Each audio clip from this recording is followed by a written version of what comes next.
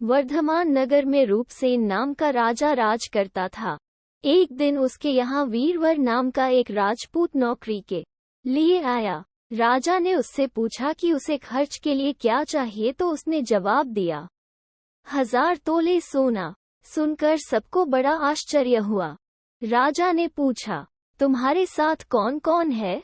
उसने जवाब दिया, मेरी स्त्री, बेटा और बेटी। राजा को और भी अचंभा हुआ।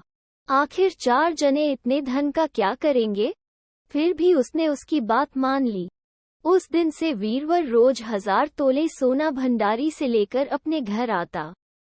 उसमें से आधा ब्राह्मणों में बांट देता, बाकी के 2 हिस्से करके एक मेहमानों, वैरागियों और सन्यासियों को देता और दूसरे से भोजन बनवाकर पहले गरीबों को खिलाता। उसके बाद जो बचता उसे स्त्री बच्चों को खिलाता, आप खाता। काम यह था कि शाम होते ही ढाल तलवार लेकर राज के पलंग की चौकीदारी करता। राजा को जब कभी रात को जरूरत होती वो हाजिर रहता। एक आधी रात के समय राजा को मरघट की ओर से किसी के रोने की आवाज आई। उसने वीरवर को पुकारा तो वह आ गया। राजा ने कहा, जाओ पता लगाकर आओ कि इतनी रात गए यह कौन रो रहा है और क्यों रो रहा है। उद्धरण चिन्ह। वीरवर तत्काल वहां से चल दिया। मरघट में जाकर देखता क्या है कि सिर से पांव तक एक स्त्री गहनों से लदी, कभी नाचती है, कभी कूदती है और सिर पीट पीट कर रोती है, लेकिन उसकी आंखों से एक बूंद आंसू की नहीं निकलती। वीरवर ने पूछा, तुम कौन हो, क्यों रोती हो? उद्धरण चिन्ह। उसने कहा, मैं राजलक्ष्मी हूँ। रोती इसलिए हूँ कि राजा विक्रम के घर में खोटे काम होते हैं, इसलिए वहाँ दरिद्रता का डेरा पड़ने वाला है। मैं वहाँ से चली जाऊंगी और राजा दुखी होकर 1 महीने में मर जाएगा। सुनकर वीरवर ने पूछा, इससे बचने का कोई उपाय है? उद्धरण चिन्ह। स्त्री बोली, हाँ है। यहाँ से पूरब में 1 योजन पर एक देवी का मंदिर है। अगर तुम उस देवी पर अपने बेटे का शीश चढ़ा दो तो विपदा टल सकती है। फिर राजा 100 बरस तक बेखटके राज करेगा। वीरवर घर आया और अपनी स्त्री को जगाकर सब हाल कहा। स्त्री ने बेटे को जगाया। बेटी भी जाग पड़ी।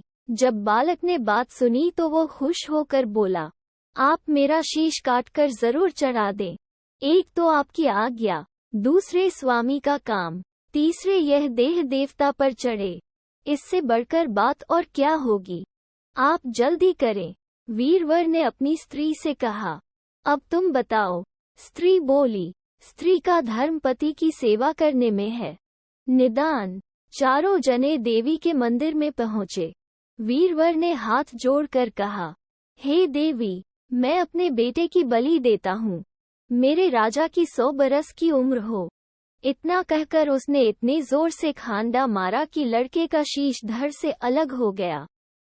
भाई का यह हाल देखकर बहन ने भी खांडे से अपना सिर अलग कर डाला। बेटा बेटी चले गए तो दुखी माँ ने भी उन्हीं का रास्ता पकड़ा और अपनी गर्दन काट दी। वीरवर ने सोचा कि घर में कोई नहीं रहा तो मैं ही जीकर क्या करूँगा। उसने भी अपना सिर काट डाला। राजा को जब यह मालूम हुआ तो वो वहां आया। उससे बड़ा दुख हुआ कि उसके लिए 4 प्राणियों की जान चली गई। वो सोचने लगा कि ऐसा राज करने से धिक्कार है। यह सोच उसने तलवार उठा ली और जैसे ही अपना सिर काटने को हुआ कि देवी ने प्रकट होकर उसका हाथ पकड़ लिया। बोली, मैं तेरे साहस से प्रसन्न हूँ। तू जो वर मांगेगा सो दूंगी।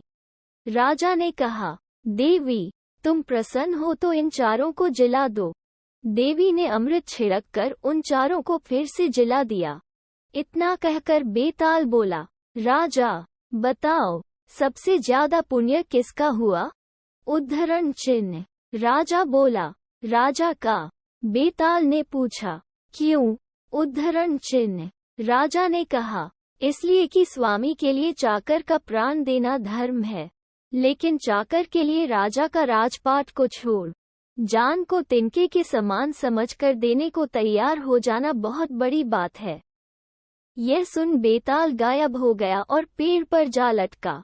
बेचारा राजा दौड़ा दौड़ा वहां पहुंचा और उसे फिर पकड़कर लाया तो बेताल ने चौथी कहानी कही।